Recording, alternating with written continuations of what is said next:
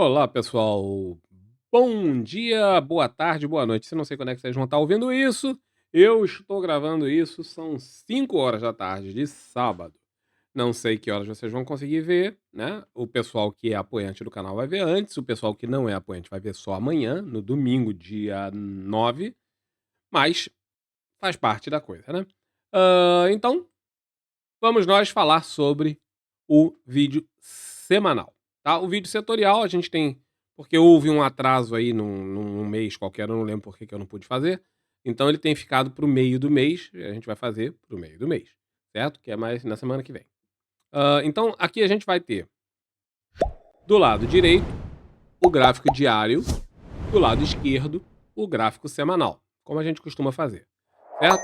Então eu faço uma análise rapidamente do que aconteceu na sexta-feira, e depois falo do que aconteceu na semana, que é o objetivo principal desse vídeo, que tem por objetivo mostrar para vocês que operar no longo prazo é sempre a melhor ideia.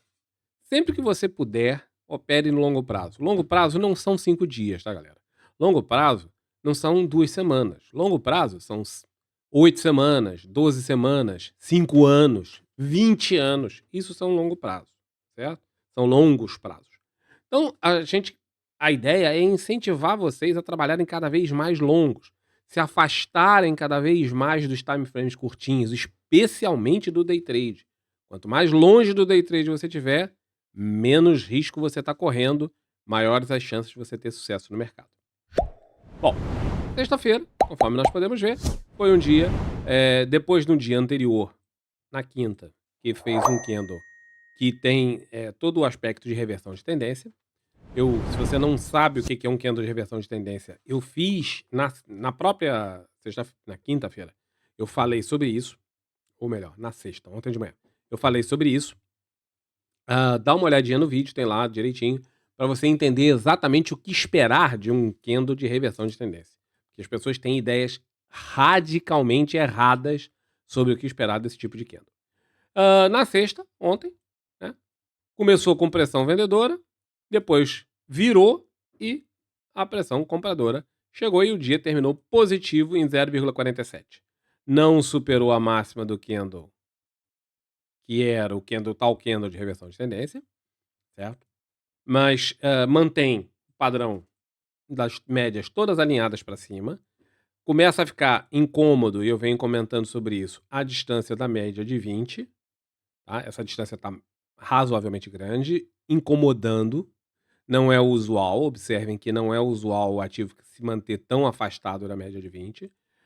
O movimento se torna parabólico, tá? Observe que ele vem fazendo uma linha, uma linha, uma linha, uma linha, uma linha, uma linha, e daqui ele, ó, faz um movimento muito mais inclinado para cima. Esse candle aqui é o maior candle de toda a tela. Observa que nesse caso aqui, na minha tela, tem mais ou menos 50 candles, certo? Esse é o maior candle de todos eles, com um grande volume,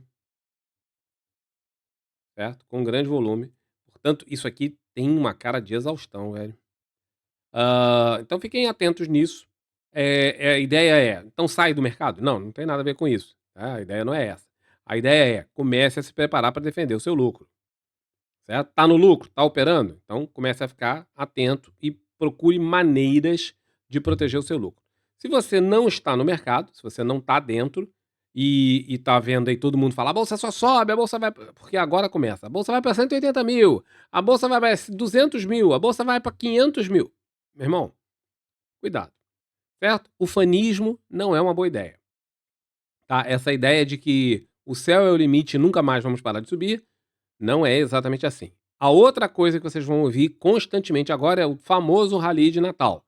Postei um vídeo essa semana desmistificando isso, tirando da ideia que isso não existe. Mas existiu no passado, há muitos anos, mas já acabou, tem muito tempo e continuam falando nisso erradamente. Portanto, se você está nessa vibe, não entre. A ideia é a seguinte: quem está de fora, não é hora de entrar. Certo? Quem está dentro, é hora de defender o lucro. Quem está fora, não é hora de entrar. Esse aqui, do lado esquerdo, é o semanal. Tá aqui, certo? Vem fazendo a movimentação sempre muito mais simples operar o semanal. E é exatamente a ideia desse vídeo e do setorial que eu faço, que é operar cada vez mais No longo prazo, sempre longo prazo, procurem os time frames longos, meses, anos, esse fica mais fácil de operar. A coisa também tem as médias todas alinhadas, conforme vocês viram aí pelas setinhas, também começa um afastamento muito grande da média de 20. Isso não é um padrão que consiga se sustentar muito. Observe que todas as vezes que o ativo se afasta muito da média de 20, seja para baixo, seja para cima, ele tende a retornar à média, tá? Então, muita atenção num padrão em que a intensamente o troço se afasta da média de 20. Já atingiu o alvo, nós tínhamos um traçado ao longo de vários meses, nós traçamos o alvo, e o alvo do Ibovespa era aqui em torno de 150.000 pontos.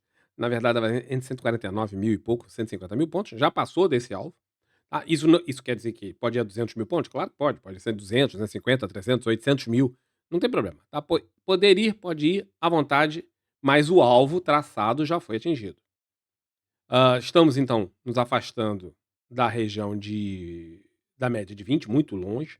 Né? Aqui a tendência é de alta, é nitidamente de alta, todas as médias alinhadas, mas além disso, você também tem pivô, né? Tem isso aqui, tem pivô, ativa aqui, ó, faz o pivô, ativa essa semana, pivô de alta, né? Aqui tinha desmistificado o pivô, volta a acontecer, ativação do pivô de alta com um candle generoso, né? Uma subida de, deixa eu ver aqui quando é que deu essa subida essa semana.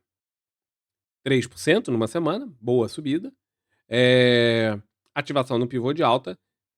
Se você conta Elliott, então aqui você vai ter que começar a contar de novo, né? 1, 2, 3, aqui ó, 3.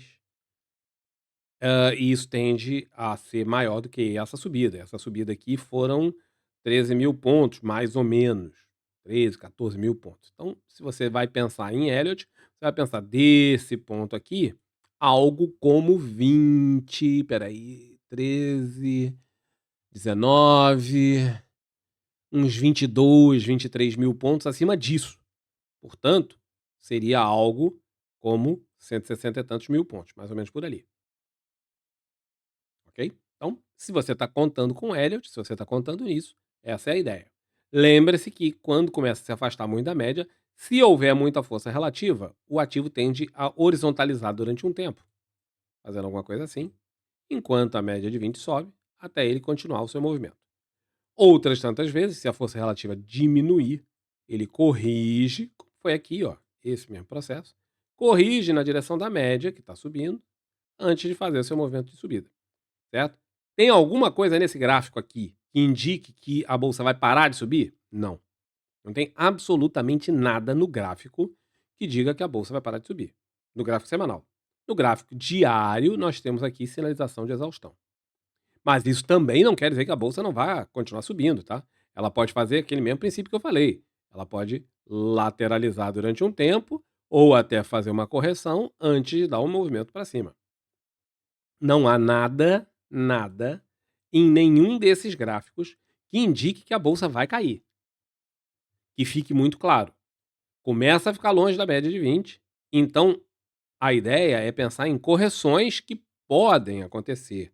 E muitas vezes, como as pessoas não sabem defender o lucro, vamos dizer que a correção seja razoavelmente profunda. Faça uma correção assim. Então o troço estava lá em 154 mil pontos e cai para 146 mil pontos, vem testar essa região de topo do pivô anterior. Poxa, isso aqui são 8 mil pontos. Aí o cara desiste do trade nesse ponto. Para ver a bolsa fazer isso e ir lá nos eu nem lembro qual era o número que eu tinha falado, 160 e tantos mil pontos lá. E aí o cara fica chateado da vida, por quê? Porque ele saiu no pior momento possível. Certo? Então a ideia não é você sair, a ideia é você defender o lucro. Fiquem sempre muito ligados nisso, tá? Porque correções vão acontecer. A vida no mercado é feita de movimentos em zigue-zague.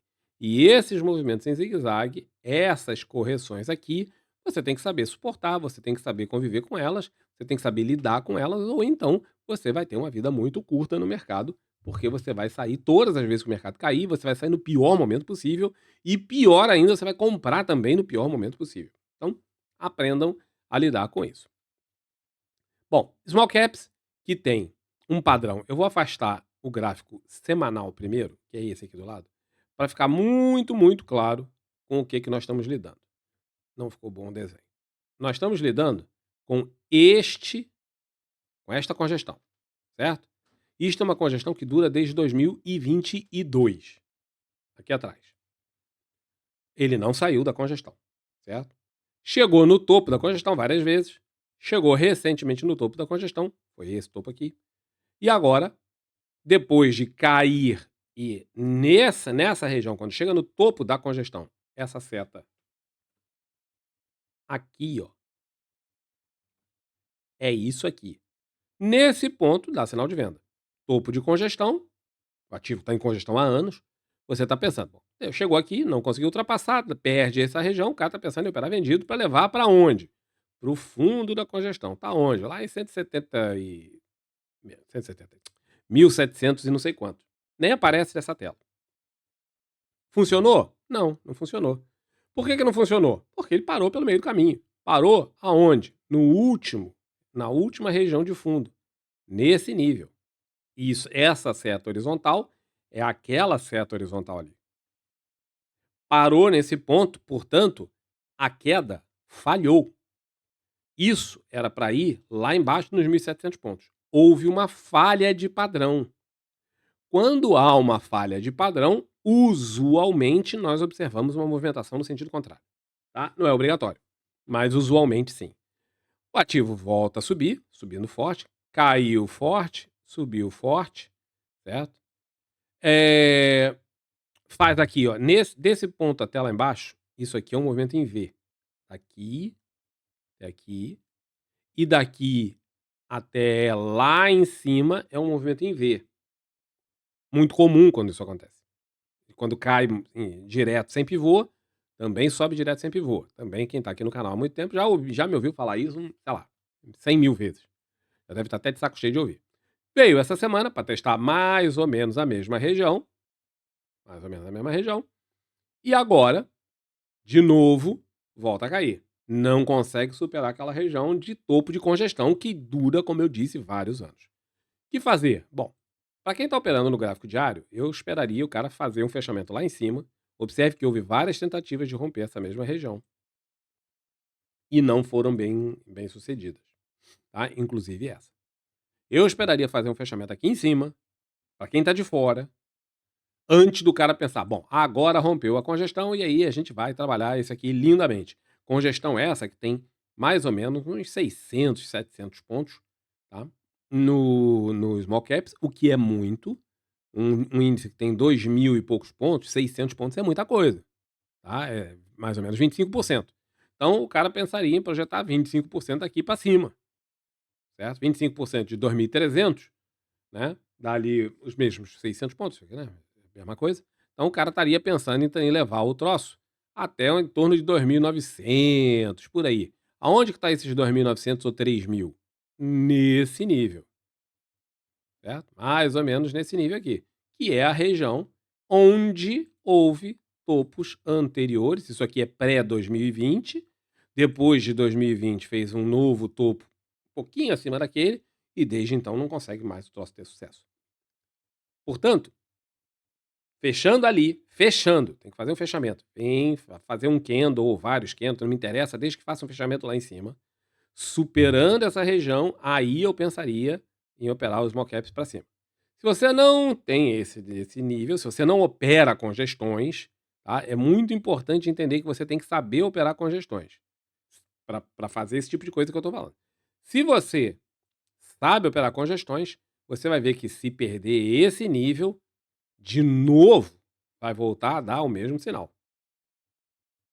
Não perdeu, não deu o sinal, mas é o que o cara está esperando para fazer. E vale aqui para o semanal, vale para o diário, porque no final das contas o resultado é o mesmo porque está baseado na congestão do semanal. É isso que nos interessa. Ok? Então, small caps, momento de indefinição muito grande, ao contrário do Ibovespa, que está claramente subindo e não tem nenhum sinal claro e óbvio de que vai parar, a não ser que seja para dar uma refrescada, né? Refrescar, pegar fôlego, você está correndo e tal. Você dá uma parada no meio do negócio, um sol desgraçado, você para, bebe uma água e continua correndo. Não mudou o seu trajeto, não mudou a sua vida, você só deu uma paradinha. Isso é o Ibovespa. Aqui no Small Caps, não. Aqui no Small Caps eu tô correndo, cara, eu tô correndo, tô correndo, tô correndo. Porra, agora eu cheguei na base de uma montanha. O que que eu vou fazer agora? Eu vou subir essa montanha ou eu vou voltar? Essa é a diferença entre o Small Caps e o Ibovespa. Nesse exato momento, ele tá parado decidindo, tomando aquela aguinha. Na sombra, embaixo da montanha, olhando, fala, pô, será que eu corro esse troço pra ir pra cima aí e tal, tal? Enquanto isso, a melhor coisa a fazer é nada. Se você tá de fora, não faça nada. Se você tá dentro, se você tá comprado no Small Caps, defenda o seu lucro. Defenda o seu lucro, porque perdendo essa região vai acionar movimento de venda para muita gente. Você não quer ser o cara que estava com lucro no bolso e de repente ver o seu lucro vazar, certo? Então, fiquem atentos nisso. O dólar, que tem no gráfico diário tendência primária e secundária de baixa, que tem no gráfico semanal tendência primária, secundária e terciária de baixa, tudo isso aqui indica que o dólar vai cair, certo? Lembra, no final do ano passado, estava todo mundo dizendo que o dólar ia a 7, que o mundo ia acabar, que a gente não sei o quê, tal. Tava todo mundo errado. Lembra que eu falei, se você não acredita em mim, pega os vídeos de dezembro do ano passado, ou final de dezembro, início de janeiro, você vai ver isso. Eu falei isso muitas vezes, então eu sou repetitivo, é uma das vantagens que você vai ver em vários vídeos.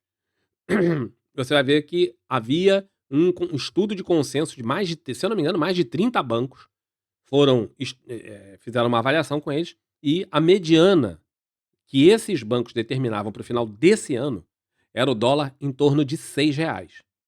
Nós estamos com o dólar muito mais direcional para ir para 5 do que para 6. Portanto, todo mundo errou. Ah, erraram porque são incompetentes? Não, erraram porque mudaram as condições gerais do mundo. Né? Ninguém imaginou que fosse ter. Todo mundo sabia que o Trump ia fazer alguma coisa, mas ninguém imaginou que ele fosse fazer tanta coisa. E nem tão radicalmente. Tal. Ele está desvalorizando o dólar constantemente. Né? A inflação lá não está assim, caindo como eles imaginavam, o Fed não está conseguindo reduzir a taxa de juros como eles imaginavam. No início do ano achavam que ia cair muitas vezes, não caiu. Tal, caiu agora, mas não foi como todo mundo imaginava, e portanto o dólar vem enfraquecendo mundialmente, inclusive frente ao real. As tendências são de baixa, tanto no semanal quanto no diário, com um problema. Eu vou afastar esse gráfico aqui, ó, bem longe, para vocês verem que, se você olhar o gráfico mensal, você vai ver que essa região aqui é uma região de suporte do gráfico mensal e que, ó, lá atrás, mesma região dessa aqui, isso é uma região de suporte do gráfico mensal, não diário, não semanal. E ele vem trabalhando nessa região um tempão, agora. Vem trabalhando nisso. Uma hora para lá, uma hora para cá, tal. Fez um candle de ignição altista que não foi acionado. Se isso aqui tivesse sido acionado, muito potencialmente seria o final dessa tendência de baixa. Não aconteceu. Não pode perder essa região de fundo. Isso. Se perder, vai ser um grande problema para quem está comprado no dólar, mas vai ser uma solução maravilhosa para quem quer vender dólar, porque a gente está esperando o dólar fazer exatamente isso, perder isso. Para quê? Para ir buscar o próximo nível de suporte que está entre R$ 5, que é ali, naquela linha, ou 4,5. Campos 4,5, não é possível que o dólar vá a 4,5. Também no final do ano passado, ninguém imaginou que o dólar estaria no final deste ano a 5,30. Portanto, no final deste ano, ninguém imagina que no final do ano que vem o dólar esteja a 4,50. Mas é possível que esteja.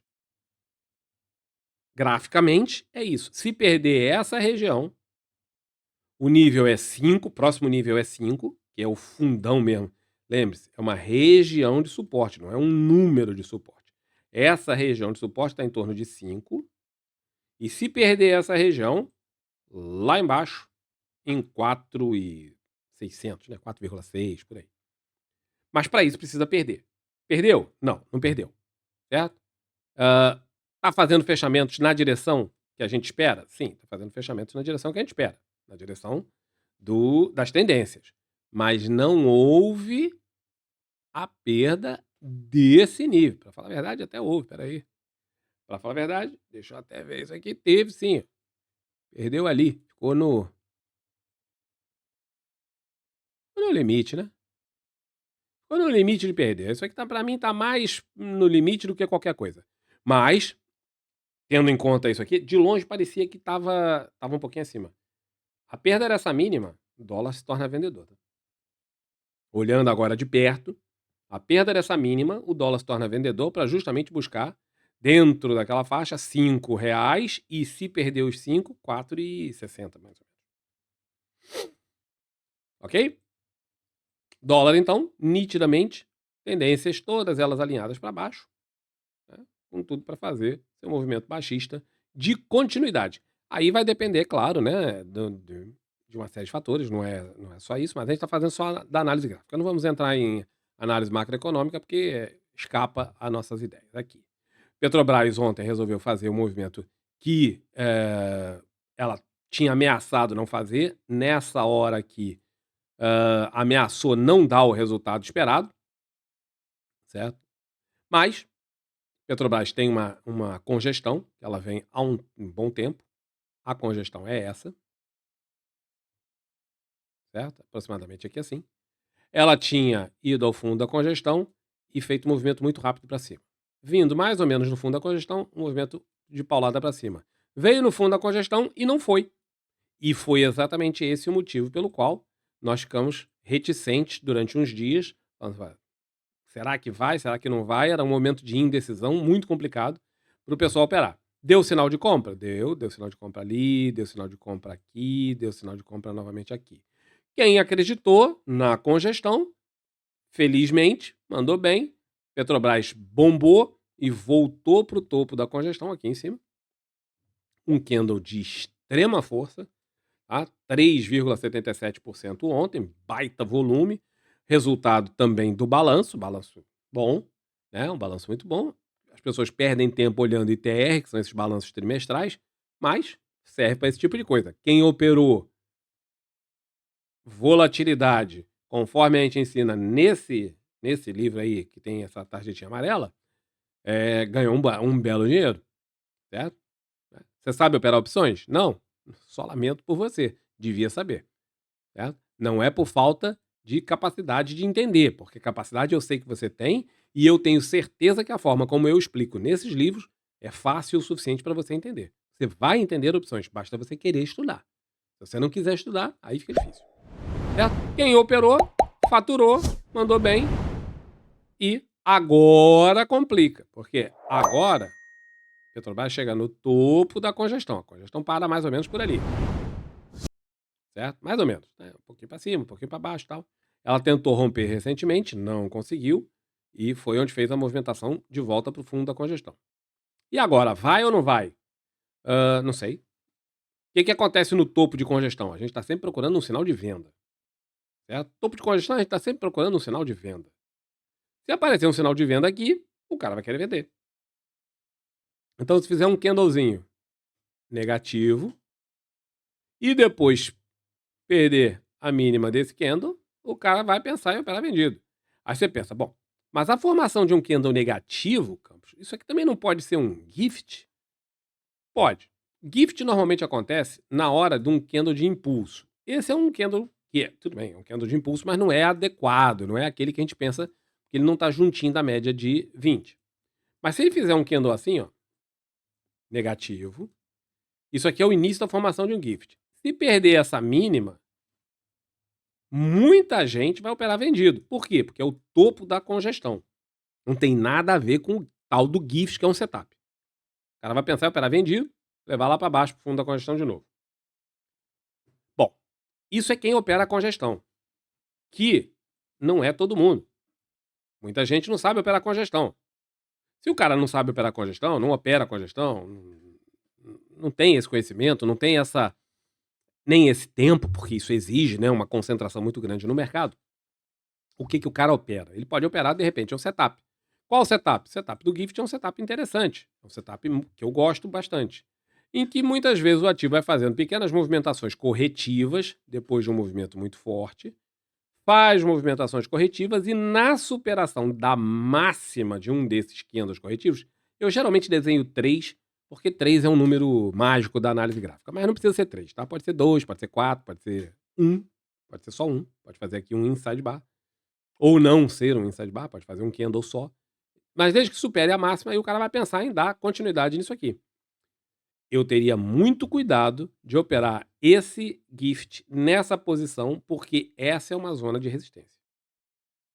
Então, muita atenção nessa operação. Porém, quem opera gift não tá nem aí para resistência ou suporte ou nada. Por quê? Porque o cara está operando um setup específico e o setup não inclui dizer, eu opero gift se não estiver perto da resistência. Não existe, o setup não inclui resistência, não inclui nada disso. Então o cara vai ter que operar aquilo que ele opera, aquilo que ele testou, e aí ele operaria o gift comprado. Certo? Bom, Petrobras então, topo de congestão no diário, Petrobras topo de congestão no semanal, certo? No semanal também, tá aqui a congestão. No semanal, ela tinha topos descendentes. Isso aqui é um pivô de baixa, o problema é que o pivô nunca foi acionado, tá? Aqui você vai falar, mas foi acionado. Não, não foi, porque isso aqui é no centavo e a gente não trabalha no centavo. Todas as vezes que esse troço subiu, o cara teve sinal de venda. Ele teve sinal de venda aqui, ele teve sinal de venda ali, ele teve sinal de venda aqui. Por quê? Porque a movimentação é descendente. Então, toda vez que sobe e perde uma mínima, o cara tá pensando em operar vendido. Se subir, óbvio que aqui para perder essa mínima não vai ser simples, mas teria que fazer um candle qualquer aqui e aí perder a mínima. Perder e se fizer isso, o cara vai pensar de novo em operar vendido, como ele pensou ali, como ele pensou aqui, como ele pensou aqui, e em todos eles ele ganhou dinheiro. Especialmente se ele trabalhou com opções. Campos, mas será possível que trabalhar com opções é uma maravilha? Sim, sim! Trabalhar com opções é uma maravilha, é exatamente isso que eu quero que você entenda. Mete nessa tua cabeça dura que trabalhar com opções é uma das melhores coisas que tem no mercado. E da forma como eu ensino é extremamente seguro. Você não tem aquelas coisas de, posso perder, perda infinita, não sei o quê. Não, não pode. Porque eu, nesses livros, me recuso a ensinar isso. Eu só ensino trades em que você tem perdas que quando você monta o troço, você já sabe quanto vai dar de perda no máximo. Se der errado, você pode perder, sei lá, R$200, R$300, não sei quanto você montou. Mas é aquilo e acabou. Não tem como, eu botei o troço, montei e pensei que ia dar 300 de stop e deu 5.000. Não. Na ação pode acontecer isso. Você operar vendido e dar um pau desse. Na opção, da forma como eu ensino, não senhor, não tem. Em suma, Petrobras, então, fazendo uma movimentação muito interessante de alta, porém atingindo a região de topo de congestão e agora entra naquele ciclo. Será que vai dar ou será que não vai dar? Parabéns para quem acreditou durante essa fase, né, e se manteve no trade. Muita gente arrega, porque o sinal de compra foi dado aqui, ó. O primeiro sinal de compra foi dado ali, depois deu um novo sinal de compra aqui, depois deu um novo sinal de compra ali. O cara que arregou nesse meio perdeu essa subida. Não é pouca coisa, tá? Essa subida toda aqui, ó, do primeiro sinal até lá em cima, dá mais ou menos uns 10%. É um bocado de coisa, certo? Quem ficou no trade, tá indo bem. Eu, pessoalmente, que sou sócio de Petrobras, tava doido pra ela cair aqui, né? Mas não tá, o troço não vai. E a bolsa não para de subir, né? Então, Petrobras demorou para ir, mas está indo. Certo? Petrobras, então, o que fazer? Nesse exato momento, nada. Esperar resolver o que vai fazer com a bendita da congestão. E se você opera gift, e apareceu um gift aqui, né? Tem que aparecer o gift. Aí você vai pensar em operar comprado, porque aí o gift é nesse sentido. Vale que ontem caiu um pouquinho, né? 1,10%, mas tem todas as médias alinhadas para cima. Vale está no setor. O setor de mineração tá muito ruim, né? Tá melhorando, tá melhorando. De um tempo para cá já tá melhorando. Mas durante muito tempo, e muito tempo eu tô falando aí uns 2 anos, teve péssimo. E agora Vale tá reagindo com as médias todas alinhadas para cima, vem dando algumas correções um pouco mais fortes. Esse gap aqui, quem acompanha o nosso trabalho todos os dias, nós chegamos à ideia de que isso aqui muito provavelmente é um gap de medida, e esse gap de medida é de R$ 10, portanto, daqui para lá são R$ 10, e aí seria alguma coisa para levar vale ali por volta dos 71, 70, por ali, certo? Depende de onde você mede exatamente o negócio. E ela tem tudo para fazer esse mesmo cenário. A queda que aconteceu nos últimos dias deixa a Vale numa situação que ainda não é um alargamento, não é um alargamento, só estou dizendo para mostrar que não é um alargamento, certo? Mas deixa a Vale numa situação ruim. Isso aqui é uma lateralização. Num momento, Vale dar uma fracassada, vamos dizer assim, num momento em que a bolsa mostra a sua maior força. Até uns 4, 5 dias atrás, até aqui, 4, 5 dias não, um pouquinho mais. Até essa fase aqui, a bolsa estava caindo e a Vale estava subindo, o que mostrava força relativa importante para o ativo. Depois disso, a bolsa começou a subir e a Vale também começou a subir, tudo bem, era esperado mesmo. O problema é que agora a bolsa está subindo forte, tudo bem que começa a fazer sinais de exaustão no gráfico diário. E a Vale começa a dar sinais de fraqueza. Candle de indecisão no gráfico semanal. Distância grande da média de 20. Esse tipo de cenário geralmente ocasiona correção, certo? Tem alguma coisa no gráfico diário que te diga isso? Não, não tem. A única coisa que chama atenção é a falta de um ativo que vinha com fortíssima força relativa, ficou horrível, né? Que vinha com uma grande força relativa em relação ao índice de referência, que é o Ibovespa, começa a fraquejar no momento em que o índice Ibovespa mostra a sua maior força. Muita atenção nisso. Vale tem um peso gigante no Ibovespa, certo? Tem um peso muito grande, tanto quanto Petro, mais ou menos juntas, dão ali por volta de 12%, ora um pouquinho mais, ora um pouquinho menos, mas mais ou menos 12% do Ibovespa, Petro 3 mais Petro 4 e Vale 3, que agora só tem Vale 3, não tem mais Vale 5, tem isso. Então fiquem atentos que isso aqui chama a atenção, inclusive lá para o Ibovespa, aonde nós vemos sinais de exaustão no gráfico diário. O que, como eu disse antes, não quer dizer que a alta vai acabar. Como isso aqui é um candle de indecisão, gente, isso não quer dizer que a Vale vai fazer uma tendência de baixa. Isso quer dizer que, muito potencialmente, essa movimentação de alta forte que ela vem fazendo aqui,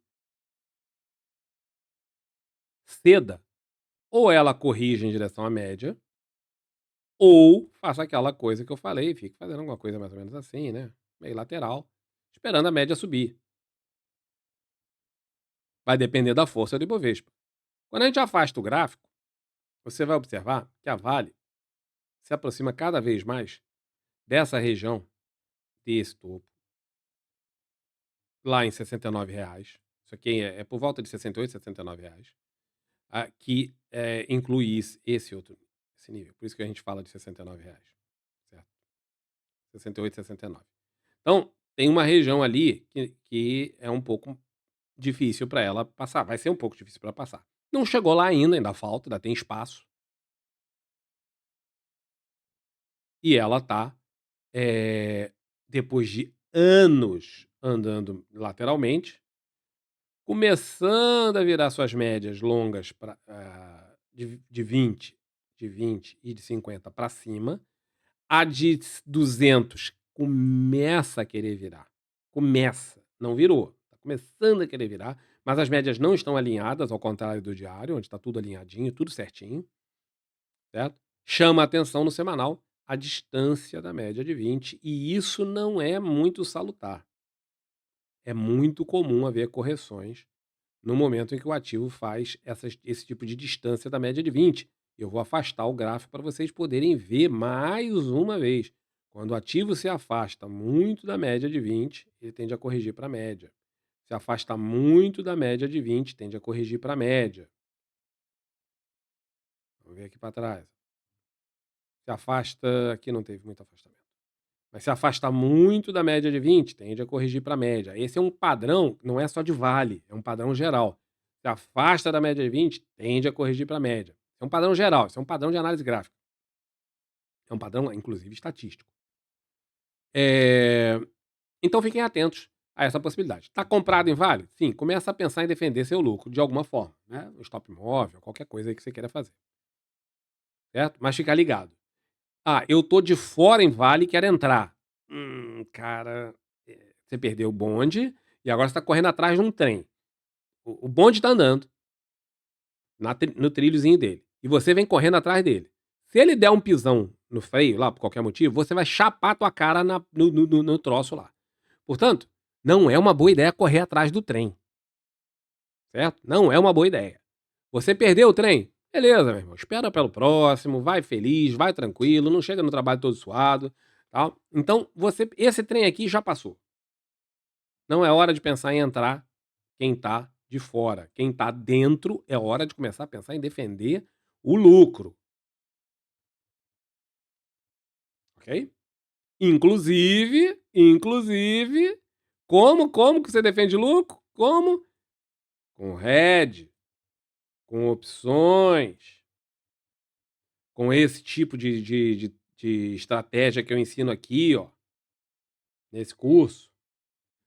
Tudo isso está disponível para vocês. Não estuda o curso quem não quer, não lê o livro quem não quer, não estuda o outro livro quem não quer. Depois o cara vai e reclama: "Ah, mas sacanagem, Campos, porra, perdi dinheiro no mercado, tava ganhando dinheirão, aí caiu, perdi dinheiro". É, por quê? Porque você não tá fazendo a tua parte, cara. A gente tá fazendo a nossa. Eu tô aqui todo santo dia falando com vocês. Mas é o suficiente? Não, não é o suficiente. Você precisa fazer a sua parte. Você precisa estudar e muito. Não é estudar um pouquinho só e achar que tá bom. Não vai ser num cursinho de fim de semana que você vai ficar o as do mercado milionário. Não vai acontecer, tá bem? Então, se você estudar, se você correr atrás, tal, você vai ter uma boa chance de chegar lá. Ah, mas você tem que estudar só os meus livros? Não, cara. Os meus são bons? Eu acho que os meus livros são bons. As pessoas, senão não teria escrito, né? Ah, vou escrever um livro que eu acho que é ruim. Não, não ia publicar. Mas as pessoas gostam, pelo menos em geral, no canal, todo mundo que comprou, eu não lembro de alguém ter falado assim: olha, teu livro é ruim. Pode ter tido algum, mas eu não me lembro, então apaguei porque eu fiquei traumatizado. Mas eu não lembro de ninguém ter olhado e falado: olha, fiz um curso teu e achei ruim. Ou fiz um livro, eu li um livro seu e achei ruim e não mudou a minha forma de viver no mercado. Sua oportunidade está aí. Aproveita que os livros, inclusive, estão com preço descontado. Eu diminuí o preço, está com preço de Black Friday. Os preços já estão lá, baixos. Então, isso aí é Vale. YouTube subiu 0,1%, mas está aqui travada. YouTube fez o mesmo tipo de candle que o Ibovespa, um candle de reversão de tendência, mas o problema de YouTube é que ela não está numa tendência.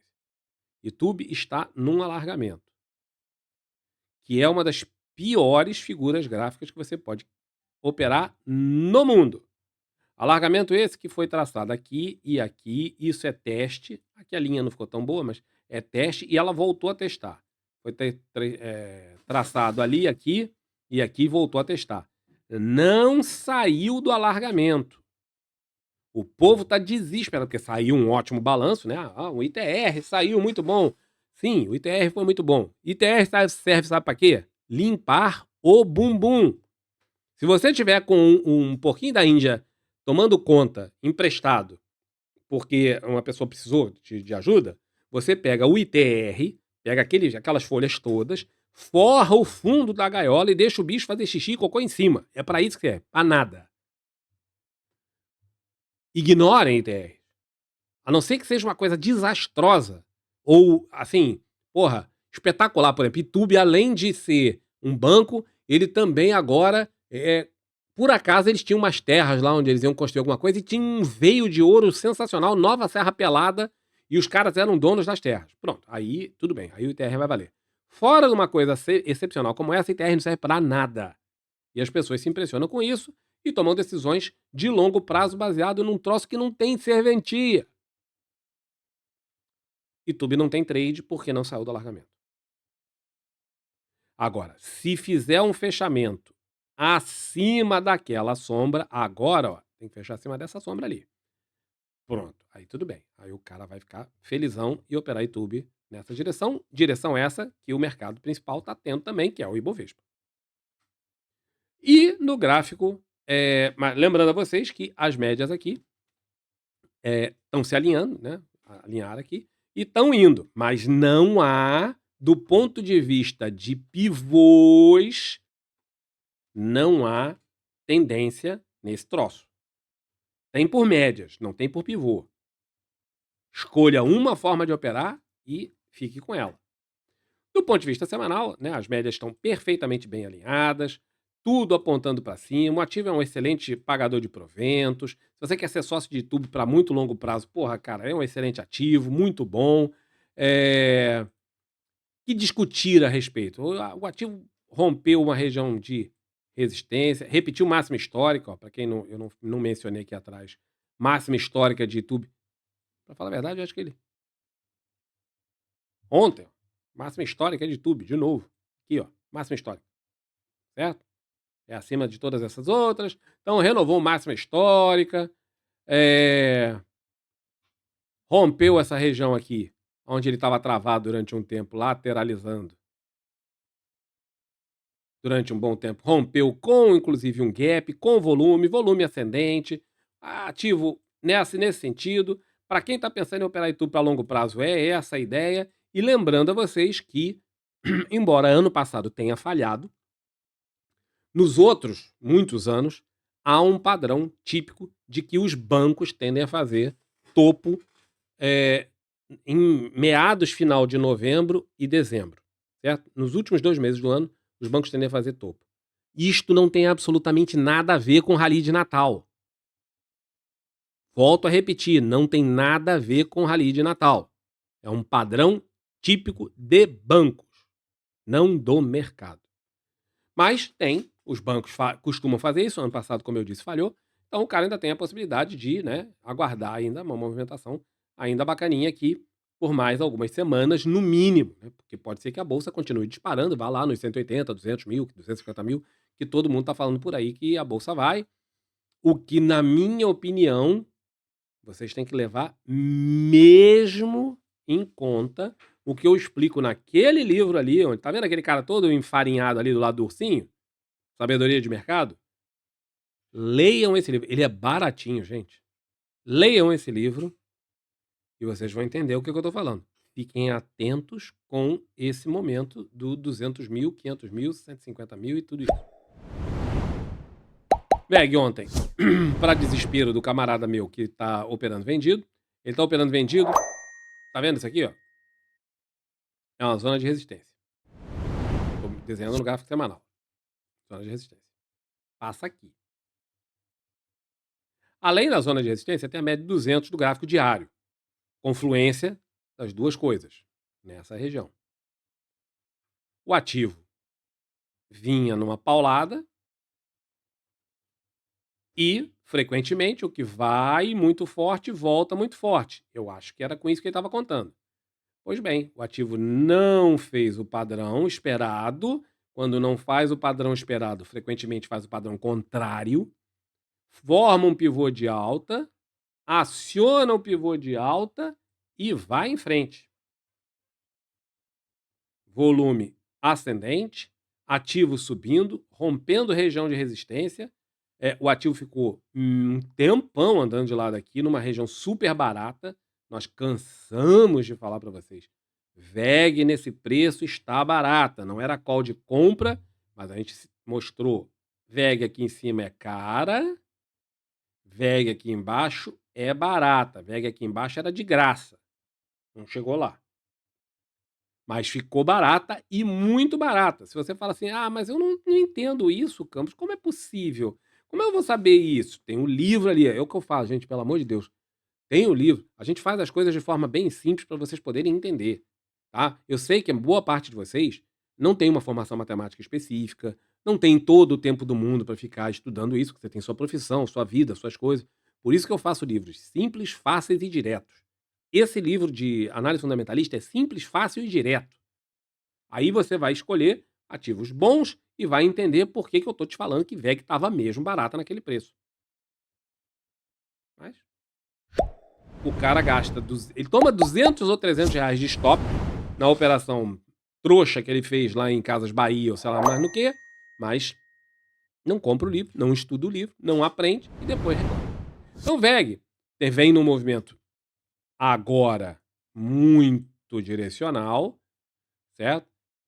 Aqui no semanal ainda não mudou, mas observe que VEG no semanal tem a média primária de alta, portanto, quando rompe a linha secundária de baixa aqui, era sinal de compra, certo? Obviamente que não é nesse ponto. Aqui que rompe a linha, mas o cara compraria ali em cima, que é onde fecha o candle. Então, sinalização de compra do gráfico semanal não tinha muita dúvida, era aqui pelo meio em algum canto. E o cara que pensa assim e vem pensando assim há muito tempo, por que muito tempo? Porque VEG vem numa tendência de alta desde sei lá quando. Esse gráfico aqui vai até. Esse é o gráfico semanal. Esse aqui vai até 97, por aí. VEG esteve sempre em tendência primária de alta. Sempre. Certo? São quase 30 anos de tendência primária de alta. Toda vez que ela corrigiu, o que aconteceu? Corrigiu, o cara que comprou se deu bem, corrigiu, o cara que comprou se deu bem, corrigiu. A tendência é que o cara que comprou se dê bem. Aqui foi o Crash 2020, a gente evita falar dessas coisas de Crash, por quê? Porque tem muitas especificidades que a gente discute naquele curso ali. Quem se interessar por Crash tem o curso para poder aprender, mas todas as outras vezes que o ativo fez alguma correção mais prolongada ou mais profunda, quem comprou encheu a burra de dinheiro. A expressão é essa. Certo? Felizmente, dessa vez, uma certa pessoa que eu gosto muito me ouviu e finalmente comprou VEG nessa região. Ai, meu Deus do céu! Finalmente! Você não sabe a alegria que dá. Eu não opero VEG, tá? Eu não estava propriamente aqui posicionado em VEG, porque eu já tenho outros ativos no setor. Tinha, né? Porque eu já não tenho mais. Outros ativos no setor. Mas finalmente, uma pessoa que eu gosto muito resolveu sair da inércia e resolveu comprar. E a coisa andou. E mesmo que isso não fosse um call, a pessoa ouviu os sinais, ouviu os sininhos, plim, plim, plim, plim, plim, plim, e pronto. Fez. E agora tá faturando aí, modestos. Cara, dá até para fazer a conta aqui. Modestos, vamos ver, mais ou menos daqui. Comprou? Por enquanto, 23% ou 24%. Tá ruim? Em um mês ou dois? Tá ruim? Não, não tá ruim não, né? Você comprou? Não. Eu posso fazer. Não posso ir lá na sua casa, chegar assim, ó, fulano, tá vendo esse tecladinho aqui? Digita aí, escreve aí, VEG3. Quanto você tem aí na conta? Eu tenho R$ 3.600. Tá bom, então eu vou comprar 100 ações de VEG3. Posso fazer isso pra você? Não. Você que tem que tomar suas próprias decisões. Quem ganha dinheiro é você, então você tem que tomar decisão. Quem perde dinheiro também é você, então é você que também tem que tomar a decisão. Ninguém vai tomar essa decisão por você. Embraer, que ficou. Não é Embraer, tá? Deixa eu só corrigir aqui, porque mudaram a porcaria do ticker dos caras. Embrajota. Cara, por que alguém muda o ticker de uma empresa que tem 200 mil anos de mercado e nem a empresa mudou de nome? Só pra fazer esse tipo de sacanagem, né? Tá vendo? O gráfico semanal sumiu. Pois é, o gráfico semanal sumiu. Depois eu vou fazer com o Embraer de volta pra gente poder ver o gráfico semanal. Mas Embraer, no gráfico diário, tinha essa congestão que ela vinha trabalhando. A congestão tá aqui. Rompeu a congestão, foi, voltou. E deu sinalização de compra nesse ponto. Já tinha dado aqui atrás, tá? Já tinha dado aqui atrás. Quem comprou, viu aqui o troço voltar, volta para testar o topo da congestão, que era resistência e virou suporte, dá sinal de compra, As médias são todas elas apontando para cima. O que, que o cara está pensando em fazer? Comprar uma espetacular empresa por um preço bom. E o cara, a ideia é que isso aqui continue movimentando para cima. Eu vou voltar com o ticker anterior de Embraer, porque porque não tem o gráfico, né? Isso aqui é essa semana, ó, isso aqui foi sexta, não, deixa eu ver se ele me mostra, dia 31. Tem 8 candles aqui que não aparecem. Vamos voltar com Embrajó. Embrajó. Quem é que muda? Cara, que idiotice. Bom, 1, 2, 3, 4, 5. Quer dizer, caiu. Esse aqui é essa semana, tá? 5 candles, 5 dias. 1, 2. Deixa eu ver se eu contei certo. 1, 2, 3, 4, 5. É isso aqui. Então, dá um candle mais ou menos. Vamos ter que desenhar o candle, né? O candle ficou assim, ó. Sombrinha superior. Sombrinha superior. Sombrinha superior, vamos lá. Fechamento nesse ponto. Sombrinha inferior. Candle ficou mais ou menos assim. Certo? Candle de indecisão. Vamos voltar para Embrajota. Cadê? Então, aqui não aparece o candle. Ué, agora apareceu o candle? Tá de sacanagem comigo.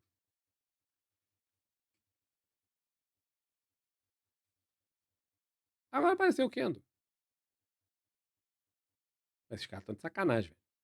Agora apareceu o candle. Só tinha um, agora apareceu. Pois bem, depois de tanto ficar desenhando a porcaria do candle, tá aqui. Temos aqui, ó, médias todas apontando para cima, super trend de alta, um ativo que tem esse perfil. Isso aqui, final de 2013. Tendência de alta, ativo subindo em super trend de alta, né? Ativo muito bom, foi afetado pelas sanções do Trump? Foi. Deu aquela sacudida para baixo, mas aqui, ó, deu aquela sacudida para baixo, mas ninguém morreu. Muito pelo contrário, entre mortos e feridos salvaram-se todos. Fez nova máxima histórica, vem com as médias, as 4 médias alinhadas para cima. A ideia é o cara, né, que quiser ser sócio da empresa, se achar que ela é boa, entrar e ficar entrado nela. E ponto final. É um call? Não, não é um call. Mas eu estou mostrando para vocês a análise gráfica que ela é o que indica. Indica que o ativo está com todas as médias apontando para cima. E criando nova máxima histórica. Sem nenhuma ameaça, sem nenhum sinal de perder a movimentação. Toda essa congestão aqui que eu mostrei, tudo isso, é só isso aqui. Ó. Eu vou afastar o gráfico para vocês verem o que, que é aquilo. Ó, desde que começou a movimentação de alta, toda essa congestão, toda essa novela que a gente andou conversando aqui, é só isso aqui. Isso. E as pessoas ficam desesperadas por causa de uma coisa como essa. Olha o ativo. O ativo saiu de um gráfico ajustado em torno de, sei lá, R$ 20 para 80 em um ano, quase 2 anos, né? É pouco? Você acha pouco? Pois bem. Depois o cara fala assim: "Não, eu não sei investir, vou botar meu dinheiro na cadeira de poupança". Claro, cara. Você não sabe investir porque você não quer. Tá aí material para você estudar. Então isso foi Embraer. Por último, nós vamos ver a taxa de juros. E não vou nem ficar olhando aqui o gráfico diário, porque também não tinha grandes coisas pra gente ver. Tem tinha aqui essa zona, que era a taxa de juros subiu violentamente. Isso aqui é o juros futuro, isso aqui não tem nada a ver com a Selic, tá bem? Entendam isso, não tem absolutamente nada a ver com a Selic. Subiu violentamente, fez um candle de reversão de tendência, começou a cair, estabilizou durante um tempão nesse nível aqui, certo? Que aqui fica amplo, mas é só aquela coisinha ridícula lá. E agora perde, volta para testar dá sinal de venda, tendências primária, secundária e terciária de baixa alinhadas, tudo para o ativo ir lá para baixo, certo? Então, no diário é isso, no semanal tá perdendo a congestão. Deixa se eu conseguir fazer isso lá, não estou conseguindo. Ó, no semanal tinha aqui uma congestão meio mambembe, né? Mas, mas é, né? Aí vem, ó, perde, volta para testar. Aqui é um inside bar, né? Que é isso aqui, situação. No caso do semanal, tem que esperar perder essa região para o cara pensar em operar vendido. Aí ele vai projetar esse bagulho todo aqui, daqui, desse ponto para baixo, e é o alvo dele. Parece pouquinho, tá? Mas no caso dos juros, isso é uma barbaridade. Mas entenda que juros não se opera de forma direcional. Não é recomendável operar juros de forma direcional. Se você resolver se meter a mexer com juros, primeiro, fica o aviso, não faça. Se ainda assim você resolver fazer, não opere de forma direcional nos juros. Sempre faça long and short. Curto com longo ou longo com curto, você escolhe qual vai ser o comprado e qual vai ser vendido, mas sempre, sempre long and short em juros. Nunca direcional. Ok? Bom, então era isso aí. Nós tínhamos para falar sobre o semanal. Espero que seja útil para todos vocês. Agradeço a presença de todo mundo. Obrigado aí aos apoiantes do canal, que já vão poder assistir isso hoje. E quem não é apoiante do canal vai assistir isso só no dia 9, no domingo, quando for ao ar para vocês. Tá bom? Abração, até a próxima. Tchau.